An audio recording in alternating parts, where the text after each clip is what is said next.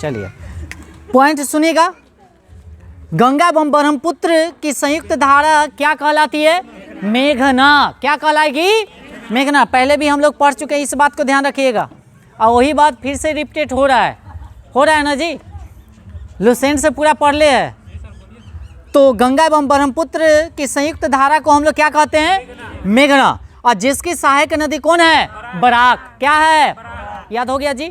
तो कथी गंगा और कौन दोनों के सहायक माने जो मिलेगा वो जो बहता है उसको हम लोग क्या कहेंगे?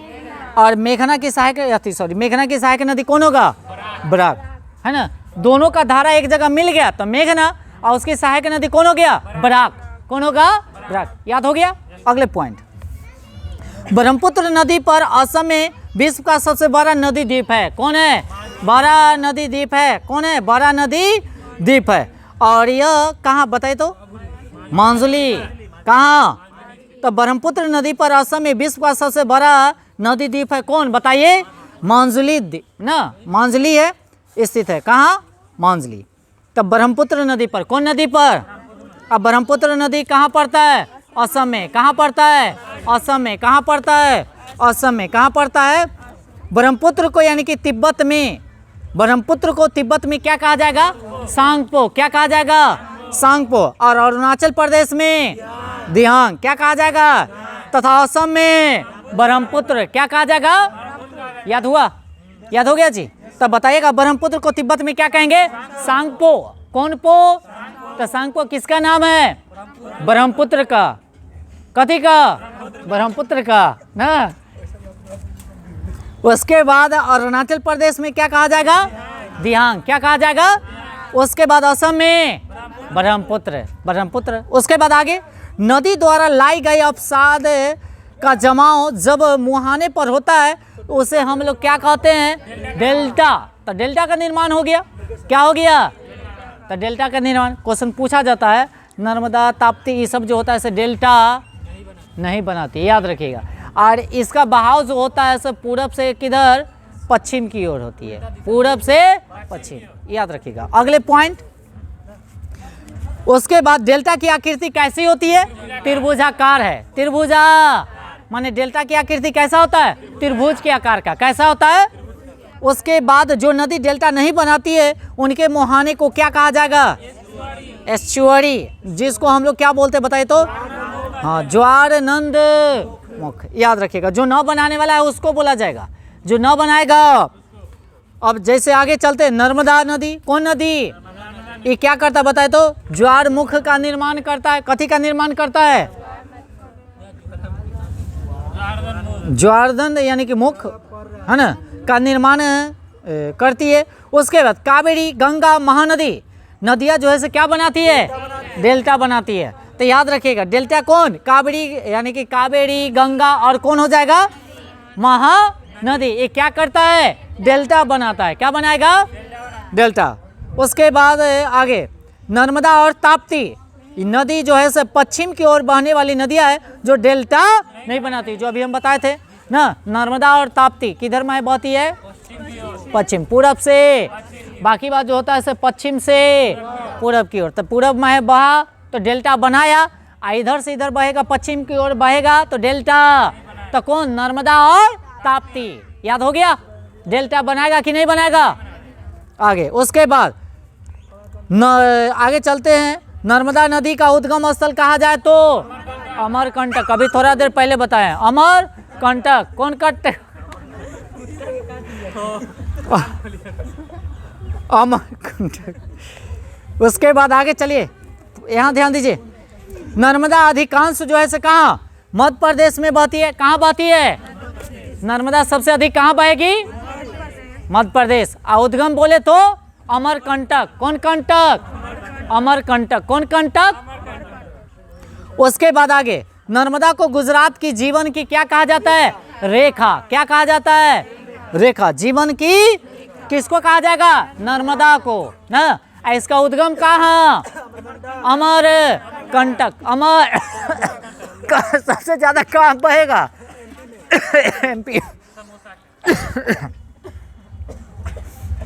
लगेगा। आगे सर्वाधिक कहता है सीधी बहने वाली नदी कौन है बताइए? नर्मदा। अच्छा एक बात बताइएगा जितेंद्र, आपसे क्वेश्चन, सबसे तेज तारक कौन बहता है?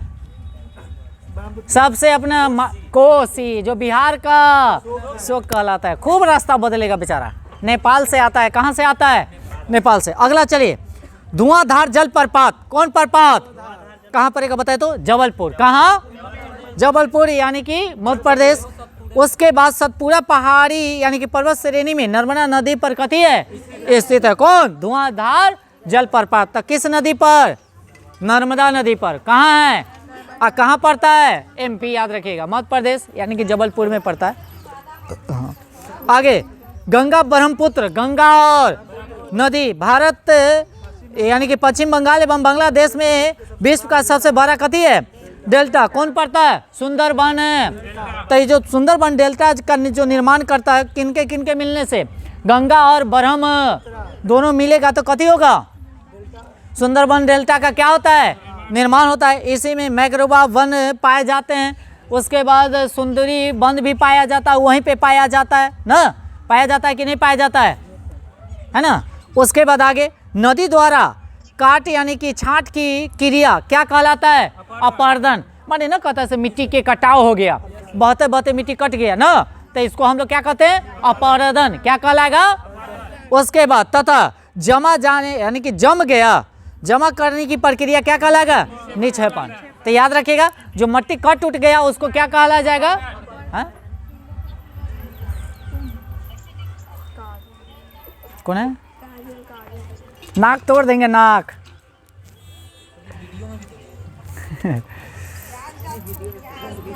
चलिए आगे, तो इतना हो गया, ध्यान दीजिएगा। अगले पॉइंट की ओर चलेंगे। दक्षिण भारत की गंगा क्या कौन है बताइए तो? कावेरी। कौन है? कावेरी है। यानी कि दक्षिण भारत की गंगा कौन हो जाएगा? कावेरी। कौन होगा? कावेरी। उसके बाद आगे, कावेरी का उद्गम स्रोत कहा जाए तो कहाँ? हाँ, ब्रह्मगिरी पहाड़िया। ब्रह्मगिरी, ब्रह्मगिरी। तो किसका? कावेरी का उद्गम स्थल की अगर बात किया जाए, उद्गम स्थल, तो क्या हो जाएगा? ब्रह्मगिरी। कौन होगा? अच्छा, दक्षिण भारत की गंगा कौन होगा? कावेरी। कौन होगा? क्वेश्चन कंफ्यूज नहीं होइएगा, बहुत सारा ऑप्शन रहेगा, होते 4 ऑप्शन रहेगा। उसके बाद आगे, शिव समुद्रम प्रपात का अगर देखा जाए कहाँ पड़ता बताए तो? कर्नाटक के कथी? मंड्या जिले में, जो कावेरी नदी पर कई बार क्वेश्चन पूछा गया है, याद रखिएगा। जो शिव समुद्रम जो होता है किस नदी पर है? कावेरी नदी पर। शिव समुद्रम कौन नदी पर? कावेरी। उसके बाद नहीं, वो गोदावरी बाद में जाएगा, वो अलग होगा, प्रायद्वीप के आ जाएगा, ठीक है ना? हाँ, बाकी ऐसे कहेगा तो दक्षिण भारत की गंगा कावेरी है, याद रखिएगा। हाँ जी, कंफ्यूज नहीं होना है। उसके बाद आगे तो हो गया। तो कावेरी जल विवाद यानी कि किसके किसके बीच है बताइए तो? हाँ, कर्नाटक और तमिलनाडु, 2 राज्यों के बीच यानी कि विवाद चल रहा है। उसके बाद आगे, तथा कृष्णा नदी विवाद जो है किसके किसके बीच बताइए? आंध्र प्रदेश और कर्नाटक। आंध्र प्रदेश और, याद हो गया? तब बताइएगा कावेरी जल पर विवाद किसके किसके बीच? हाँ, कर्नाटक और कथी? तो ये हो गया कावेरी वाला। उसके बाद अगर कहता कृष्णा नदी के तो कर्नाटक और आंध्र प्रदेश, ठीक है ना? उसके बाद आगे एवं महाराष्ट्र राज्य भी संबंधित है ना? महाराष्ट्र भी इसमें हो जाएगा। 3 गो राज्य। कै गो राज्य? प्रायद्वीपीय भारत की सबसे लंबी नदी कहेगा तो गोदावरी। अब समझ में आया? प्रायद्वीपीय लगा ले रहेगा, प्रायद्वीपीय हटा देगा तो दक्षिण भारत की गंगा कौन कहलाएगा? कावेरी। याद रखिएगा। और कावेरी जो है जलप्रपात विवाद जो होता है किसके किसके बीच? एकदम याद होना चाहिए, इतना बार पढ़िए कि एकदम मौजमानी एकदम पटापट बोले क्या। अब आगे, और दूसरी सबसे लंबी नदी की अगर बात किया जाए तो कौन? कृष्णा। कौन होगा? कृष्णा। उसके बाद गोदावरी को बृहत गंगा के नाम से भी जाना जाता है। तो बृहत गंगा किसको कहा जाएगा? गोदावरी को। और दक्षिण गंगा भी कहा जाता है, दक्षिण गंगा कहलाता है ना, जिसका उद्गम स्थान बताइए तो? नासिक, महाराष्ट्र में है। कहाँ है?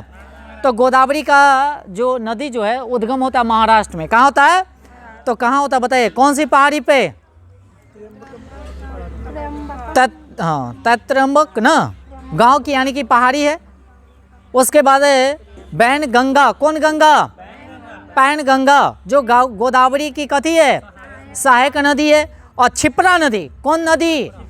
उज्जैन कहाँ पड़ता है?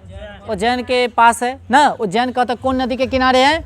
क्षिप्रा नदी। कौन नदी पूछा जाता है ना। और कुंभ मेला भी लगता है उज्जैन में, इस बात को भी ध्यान रखिएगा। क्षिप्रा नदी यानी कि चंबल की कथी है? सहायक नदी है। तो क्षिप्रा किसकी सहायक नदी? चंबल की। उसके बाद असम का शोक किसे कहा जाता है? ब्रह्मपुत्र को। किसको कहा जाएगा?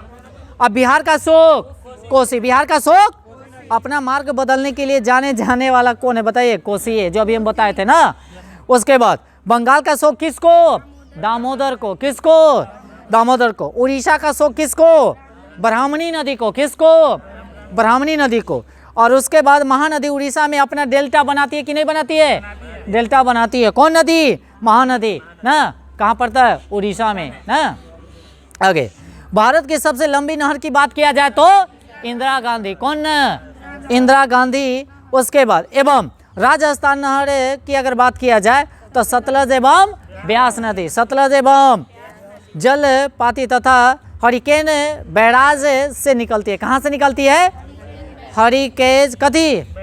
हाँ, बैकाज। अच्छा, मिट्टी का अध्ययन क्या कहलाता है? पेडोलॉजी। देखते हैं ना कि जो पेटे भरे खाली लोटाइत रहता है मिट्टी में, कि पेडोलॉजी, पेट के भरे लोटा। तो मिट्टी का अध्ययन क्या कहलाएगा? झीलों का अध्ययन क्या कहलाएगा? उसके बाद चट्टानों का अध्ययन क्या लगेगा? है ना, पेंट्रो। उसके बाद भारत की ऊंची झील कौन है बताइए? हाँ, चुलामो। ये कहाँ पड़ता है? सिक्किम में। भारत की ऊंची झील जी वो कृत्रिम है, वो हट गया, ये याद रखिएगा। चोलामो कथी होगा? चोलामो। ये कहाँ पड़ता है? सिक्किम में। अब भारत की सबसे बड़ी कृत्रिम झील गोविंद बल्लभ पंत। कौन होगा? गोविंद यानी कि बल्लभ पंत, जो उत्तर प्रदेश में कथी रिहंद नदी पर बनाए गए बांध से बना है। याद हुआ? तो बताइएगा से भारत की ऊंची झील कौन होगा? चोलामो। कहाँ पड़ता है? सिक्किम में। चोलामो कहाँ पड़ेगा? सिक्किम में। और भारत की सबसे बड़ी कृत्रिम झील गोविंद बल्लभ पंत सागर, जो उत्तर प्रदेश में रिहंद नदी पर बनाए गए बांध से बना है। अच्छा, अगले पॉइंट की ओर चलेंगे हम लोग। कोलोरेडो नदी पर निर्मित क्या है बताइए? मिड झील, जो संसार का सबसे बड़ा मानव निर्मित झील है। मानव निर्मित झील है। चिल्का झील कहाँ पड़ता है? जो भारत की सबसे खारे पानी का झील है। भारत की सबसे खारे पानी का झील चिल्का झील। कौन झील? चिल्का झील, जो भारत के सबसे बड़े लैगून एवं खारे पानी का झील है ना। लैगून भी कहेगा तो वही मारिएगा, और हाँ खारे पानी भी कहेगा तो वही मारिएगा। उसके बाद आगे पुलिकट कथी है? पुलिकट एवं लैगून झील है, जो आंध्र प्रदेश तथा तमिलनाडु के सीमा पर कथी है? अवस्थित है। तो आंध्र प्रदेश और तमिलनाडु के सीमा पर कौन है? पुलिकट। कौन है? पुलिकट। याद रहेगा ना। तो किसके किसके बीच बताए तो? आंध्र प्रदेश और तमिलनाडु। उसके बाद आगे अगले पॉइंट हंगेन यानी कि काल यानी कि जलप्रपात की अगर बात किया जाए तो कहाँ? कावेरी नदी पर है। और भारत का सबसे ऊंचा जलप्रपात कुच्चिकल कथी है? हाँ, भारत की सबसे ऊंचा जलप्रपात और किस नदी पर है बताइए तो? वही नदी पर। कहाँ पड़ता है? कर्नाटक। कहाँ? कर्नाटक में। कहाँ पड़ेगा? उसके बाद आगे सर्वाधिक उपजाऊ एवं सर्वाधिक मात्रा में पाई जाने वाली मिट्टी कौन सा? जलोढ़ को ही क्या कहते हैं? दोमट। क्या कहेंगे? याद रखिएगा। उसके बाद आगे जैसे गेहूं धान इत्यादि अच्छी उपज होती है इसमें क्या? और पोटास चूना एवं जैविक भी इसमें कथी? नहीं सॉरी, अच्छी होती है। जलोढ़ मिट्टी में पोटास चूना एवं कथी? जैविक पदार्थ की प्रचुरता होती है। और नाइट्रोजन और फास्फोरस एवं ह्यूमस की कमी पाई जाती है ना। तो सबसे ज़्यादा अगर पाया जाएगा तो जलोढ़ मिट्टी में क्या? पोटास, सोना और कथी? जैविक कथी? पदार्थ। और क्या नहीं पाया जाएगा? नाइट्रोजन और फास्फोरस। ह्यूमस जो होता है जैसे मिट्टी की ऊपरी परत होती है, ह्यूमस नहीं रहेगा तो कोई भी पौधा उगेगा नहीं। ठीक है। उसके बाद आगे पुरानी जलोढ़ मिट्टी को क्या कहा जाता है? बांगर। बहुत बार क्वेश्चन पूछा गया है। देखिएगा, देखिए दो तो क्वेश्चन पूछेगा, एक पूछेगा बांगर, एक पूछेगा खादर। तो देखिएगा जो पुराना है बांगर, जो पुराना है उसको, और नयका को क्या बोला जाएगा? खादर। अब याद हो जाएगा ना। नयका को क्या बोला जाएगा? तो कहेगा पुरानी जलोढ़ मिट्टी क्या कहलाता है, और नवीन जलोढ़ मिट्टी क्या कहलाता है? खादर, नवीन के मतलब नए का। उसके बाद आगे, काली मिट्टी का निर्माण कथी से होता है बताए तो? ज्वालामुखी के निर्मित बेसाल चट्टानों से ना। तो कहता जो काली मिट्टी का निर्माण कथी से? बेसाल चट्टान से। कथी से? बेसाल चट्टान से। आई बेसाल चट्टान बोले तो कथी, कहाँ से? ज्वालामुखी से ना। ज्वालामुखी जब बाहर निकलता है तो वह जम जाता है, तब जम जाता है तो उसको अग्नाशय चट्टान कहा जाता है। अग्नाशय चट्टान से ही कहने का मतलब से बेसाल चट्टान का कथी होता है? निर्माण होता है। उसके बाद आगे, कपास की खेती के लिए काली मिट्टी उत्तम होती है, इसे क्या कहा जाता है? रेगुड़ मिट्टी भी कहा जाता है। तो काली मिट्टी का दूसरा नाम बोलाए, बोलिए तो? रेगुड़ ना। और सबसे ज्यादा कपास की खेती कहाँ किया जाता है? गुजरात में। कहाँ? गुजरात में। याद हो गया? तो काली मिट्टी का दूसरा नाम बताइए जी। और काली मिट्टी किसके लिए उपयोग है? कपास की खेती के लिए। सबसे ज्यादा कपास की खेती गुजरात। याद हो गया होगा? चलिए अब आगे, काली मिट्टी महाराष्ट्र, मध्य प्रदेश, गुजरात, आंध्र प्रदेश, कर्नाटक में अधिक पाई जाती है। उसके बाद आगे, काली मिट्टी में नमी धारण करने की क्षमता अधिक होती है, माने नमी ज़्यादा इसमें पाया जाता है। ये क्या होता है? काली मिट्टी अगर सूख गया, अगर उठा कर फोड़ दी, माने अगर कोई को मारेगा तो कपार फूट जाएगा। अगर न कहता पानी अगर पड़ गया तो नेटा की तरफ बह जाएगा। मेरी बात समझ रहे है ना? माने ऐसा होता है ना, जैसे पानी पड़ने के बाद कहने का मतलब ऐसे एकदम लर पुआर हो जाता है। ठीक है, जैसे पानी अगर देखिएगा से अगर पानी पटाने की बात होता है तो गेहूं में अखनी पानी पटेगा ना तो ढेपा रहता बड़का बड़का, तो फिर अति ऐसे देखिएगा खूब बच्चा रहता है। जैसे ही पानी पड़ेगा तो एकदम वो बनाएगा नहीं, ऐसे रखेगा पसर जाएगा, है ना। चलिए उसके बाद आगे अगला क्वेश्चन सुनिएगा, सुनिएगा। लो यानी कि लो अयस्क की अधिकता के कारण लाल मिट्टी का रंग कैसा होता है बताए तो? लाल होता है। कैसा होता है? लाल। और आगे, लाल मिट्टी प्राय उर्वरकता विहीन बंजर भूमि के रूप में पाई, जो चूने का इस्तेमाल कर इसकी उर्वरकता क्या की जाती है? माने चूना डाल के तब जाकर इसकी उर्वरक शक्ति बढ़ाया जाता है ताकि उपज अच्छा हो। लाल मिट्टी मुख्य रूप से क्या प्रायद्वीपीय भारत में पाई जाने वाली कथी है? मिट्टी है, जैसे आंध्र प्रदेश और तमिलनाडु। आंध्र प्रदेश और कहाँ? अच्छा, लेटेराइट मिट्टी का निर्माण अधिक वर्षा वाले क्षेत्र में होती है ना, और क्षेत्र में यानी कि सैलों के टूट फूट के कारण, सैल के मतलब कथी? चट्टान के, माने टूट फूट से यानी कि जल के साथ चूना एवं सिलिका का कथी करता है? निक्षालन से होता है ना। उसके बाद चाय की खेती कहाँ?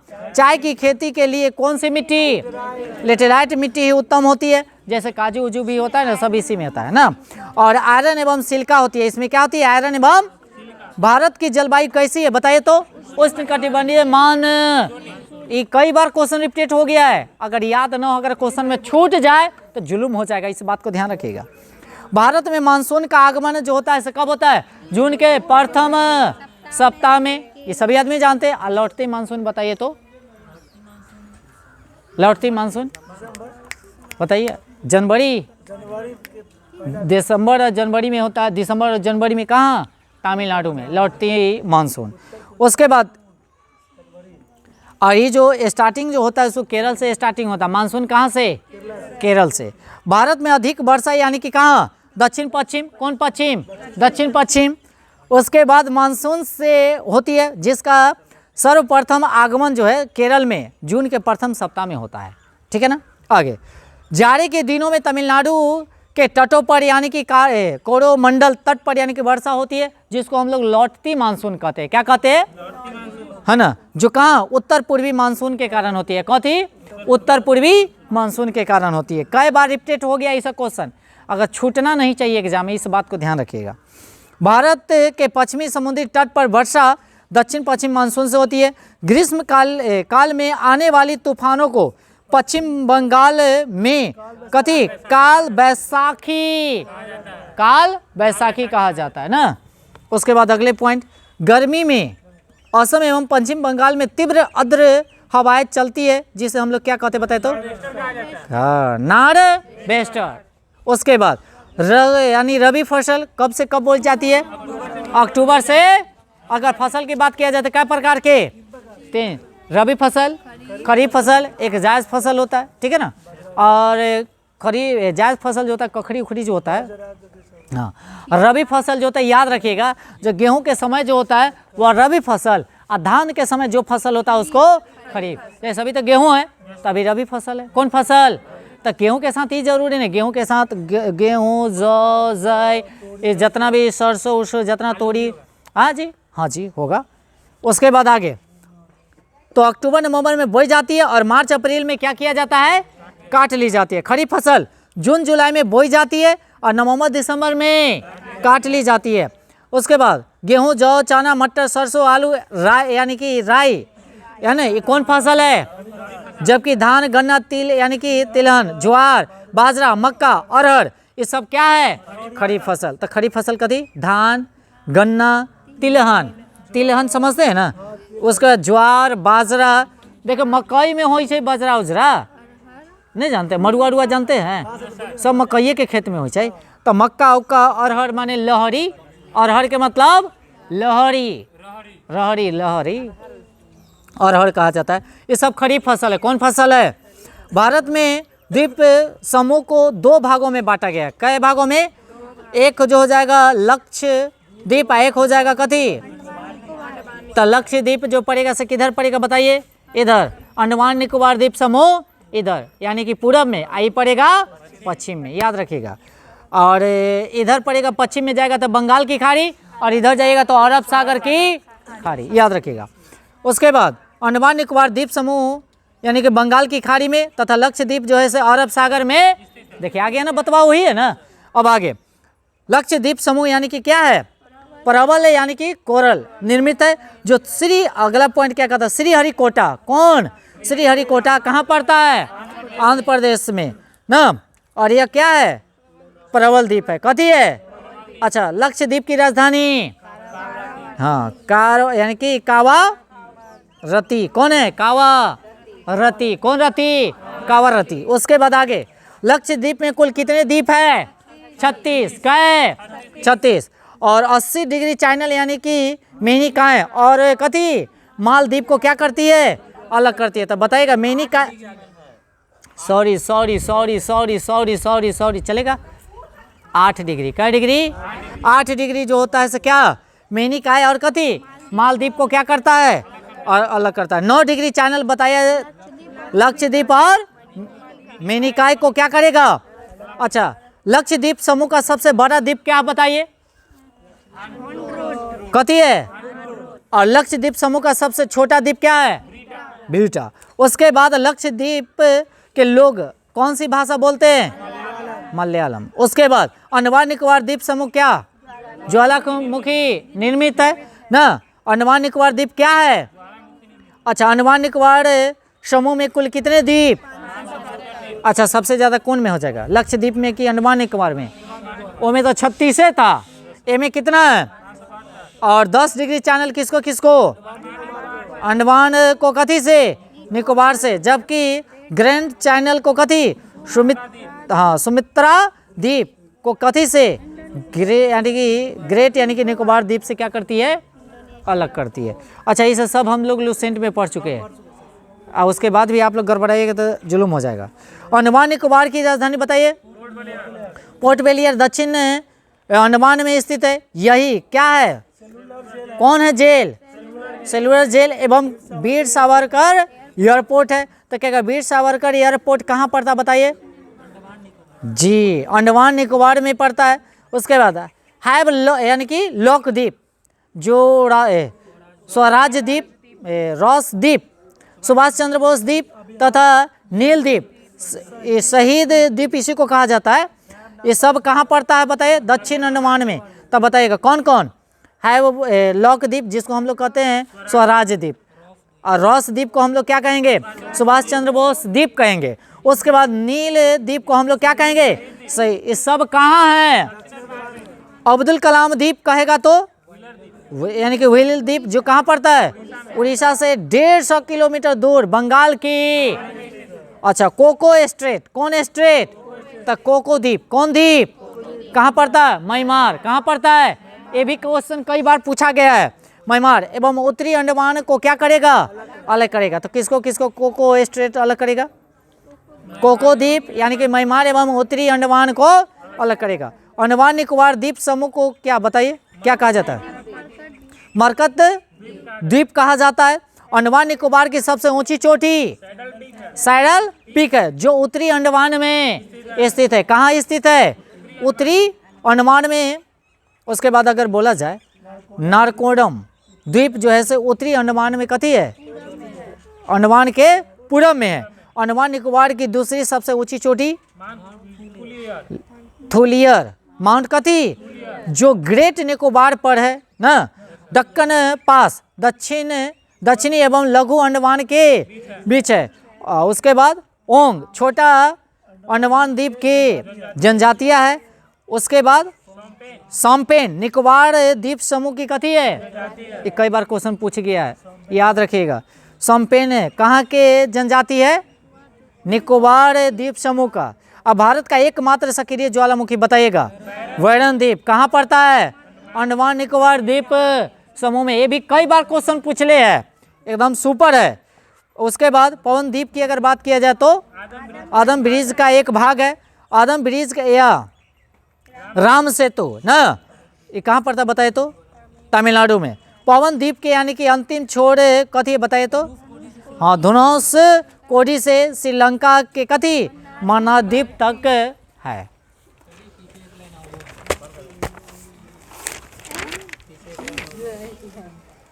नहीं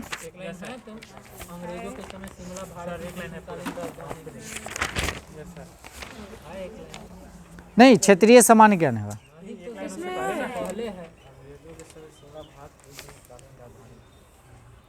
नहीं, ये नहीं पढ़ेंगे, क्षेत्रीय सामान्य ज्ञान में आ जाएगा। ये नदी द्वीप पठार कहाँ से आ जाएगा? ये मैं कहूँ नदी द्वीप पठार कहूँ दिखाई दे रहा है?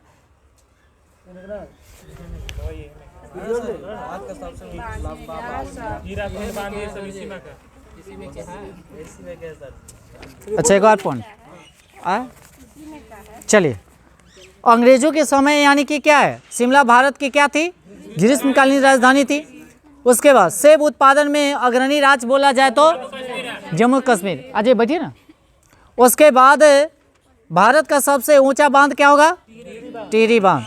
और इसका निर्माण किया हुआ था और किस नदी पर है? भागीरथी। सभी आदमी तेजी से बोलिए। उसके बाद भारत का सबसे लंबा बांध किस नदी पर? महानदी पर। कहाँ पड़ता है? उड़ीसा में। इसका निर्माण किया 1956। उसके बाद प्रसिद्ध स्थल की अगर बात किया जाए, कुरुक्षेत्र कहाँ पड़ता है? हरियाणा। कहाँ पड़ता है? हरियाणा। पलासी पश्चिम बंगाल के कथी नदिया जिले में स्थित है ना। जैसे नदिया जिला जहाँ नील की खेती के लिए यानी कि प्रथम आंदोलन किया गया था, समझ रहे हैं ना, नील विद्रोह। ये नहीं से आप लोग चंपारण वाला याद कर लीजिएगा, नील विद्रोह नदिया से याद रखिएगा, पश्चिम बंगाल का एक जिला है। उसके बाद आगे चलिएगा। उसके बाद हल्दी घाटी युद्ध कहाँ बताइए? कि युद्ध यानी कि भूमि कहाँ? राजस्थान में। उसके बाद हरियाणा वह पहला राज्य है जहाँ सभी गांव में क्या है? कहाँ? हाँ। उसके बाद अगला पानीपत कहाँ पड़ता बताइए तो? हरियाणा में। पानीपत कहाँ पड़ता है? भारत में ऊनी वस्त्र की पहली मिल कब स्थापित किया गया? 1800 सही से देख के ओके। उसके बाद कहाँ पड़ता बताइए तो? कानपुर में स्थित की गई ना। और फूलों की घाटी चमोली कहाँ पड़ता है? उत्तराखंड। फूलों की घाटी किसको कहा जाएगा? चमोली। कहाँ पड़ता है? उसके बाद जिम कॉर्बेट नेशनल पार्क सबसे पहला का पुराना पार्क यही है। उसके बाद कहाँ पड़ता है? उत्तराखंड। इसकी स्थापना की बात किया जाए तो 1936। उसके बाद भारत का प्रथम राष्ट्रीय पार्क है। भारत का प्रथम राष्ट्रीय पार्क है, ठीक है। उसके बाद आगे भारत का सबसे बड़ा बाघ अभयारण्य की बात किया जाए तो नागार्जुन सागर ना। ये कहाँ पड़ता है? आंध्र प्रदेश तेलंगाना में। उसके बाद हुंडरू प्रपात स्वर्ण रेखा नदी पर, हाँ जी, रांची में है। तो स्वर्ण रेखा झारखंड में। स्वर्ण रेखा नदी कहाँ? झारखंड में। बिहार बंगाल से कब अलग हुआ? 1912 में। 1936 में कौन अलग हुआ? उड़ीसा। किससे? बिहार से। पहली सूती वस्त्र मिल कब स्थापित किया गया? 1818। कहाँ? कलकत्ता। कहाँ? कलकत्ता। पोर्ट यानी कि ग्लास में स्थापित किया गया। उसके बाद भारत का पहला उर्वरक कारखाना 1906 कहाँ किया गया? रानीपेट कहाँ पड़ता है? तमिलनाडु। कहाँ पड़ता है? कागज का पहला सफल कारखाना कहाँ? लखनऊ। कब? 1879। भारत में दिया सलाई का यानी कि प्रथम कारखाना 1921 कहाँ बताइए? अहमदाबाद में। कहाँ? अहमदाबाद, याद रखिएगा। उसके बाद जूट तथा पटसन उत्पादन में अग्रणी राज्य पश्चिम बंगाल। कौन है? भारतीय वन्य जीव संस्था कहाँ है? देहरादून। और सलीम यानी कि अली पक्षी विज्ञान प्राकृतिक इतिहास केंद्र है कौन? कैमटूर। कहाँ पड़ता है? तमिलनाडु में। कपास उत्पादन में अग्रणी राज्य गुजरात। कौन? कला की काली मिट्टी होता अभी थोड़ा देर पहले पढ़े हैं और उसके बाद भी आप लोग कंफ्यूज हो रहे हैं। मूंगफली उत्पादन में अग्रणी राज्य गुजरात। मूंगफली भी कहाँ? गुजरात। मूंगफली भी कहाँ? उसके बाद भारत में पहला जल विद्युत संयंत्र स्थापित किया गया दार्जिलिंग में। बहुत क्वेश्चन पूछ ले है। और कब? 1897 में। अब दार्जिलिंग कहाँ पड़ता है? पश्चिम बंगाल। कहाँ पड़ेगा? शिव समुद्रम जल विद्युत केंद्र यानी कि कहिया स्थापित किया गया? 1902 में। कौन नदी पर? कावेरी। कहाँ पड़ता? अच्छा, वाह वाह, बहादुर बहादुर है सब आदमी। सेलेम यानी कि स्टील पॉइंट की अगर बात किया जाए कहाँ है? तमिलनाडु। कहाँ है? अब भारत ने प्रथम परमाणु विस्फोट जो किया है ना, जो 18 मई 1974 को, जबकि दूसरा किया कहाँ? 1998 में। जो कहाँ? पोखरण। कहाँ पड़ता है बताइए? राजस्थान। कहाँ? राजस्थान में। अच्छा, नगौर राजस्थान जिले में मकराना क्षेत्र में भारत का उत्कृष्ट कथी है? रामसर पाया जाता था। सबसे ज्यादा कहाँ पाया जाएगा रामसर? सबसे ज्यादा तमिलनाडु। अरे इतने नहीं, आगे चलिए। सोयाबीन उत्पादन में अग्रणी राज्य मध्य प्रदेश। सोया प्रदेश उसी को कहा जाता है। देखिए, सोयाबीन भी कहेगा तो मध्य प्रदेश, हीरा भी कहेगा तो होती कागज यानी कि पन्ना कहे ना।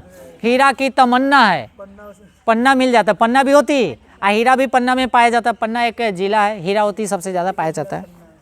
आगे भारतीय अगर देखा आगे सांची स्तूप तथा खजुराहो कहाँ पड़ता है? मध्य प्रदेश। भारतीय लाय अनुसंधान संस्थान कहाँ पड़ता है? नंदन कान्हा उद्यान। कहाँ? भुवनेश्वर, उड़ीसा में है ना। उसके बाद सबसे बड़ा गुफा मंदिर कहाँ? महाराष्ट्र में है, एलोरा। और है क्या इस तरह से? नहीं, एगो नहीं। फिर नेक्स्ट दिन टॉपिक चलेगा। हाँ जी।